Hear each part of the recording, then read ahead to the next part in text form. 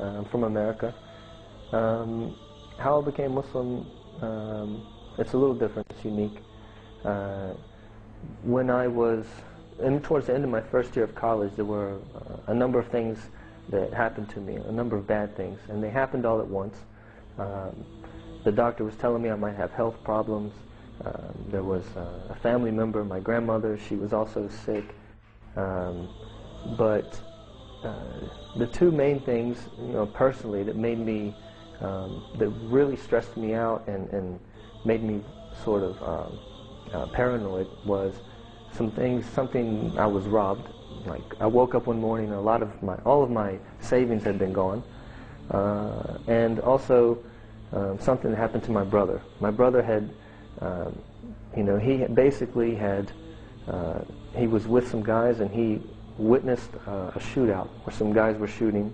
So these things were happening, and it's making me question who is really my friend, who can I trust.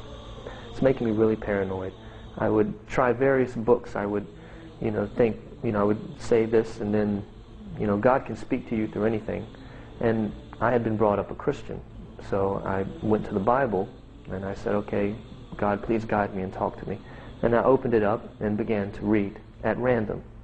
And what I read was more like history. It's more like a history book, It didn't really touch me. I did that again later when I found an old copy of the Quran. And I would open up and, just read at random. And the first thing I read was, this day I have shown favor upon you, perfected your path, and chose Islam as your religion. اليوم أكملت لكم دينكم وأتممت عليكم نعمتي ورضيت لكم الإسلام دينا. But for 6 months I really don't remember feeling pleasure. And then all of a sudden it was like a relief, like I could go, I could breathe out and say thank you. Because this is what I've been asking for. I've been saying, God, please help me and guide me. And there it was, right there.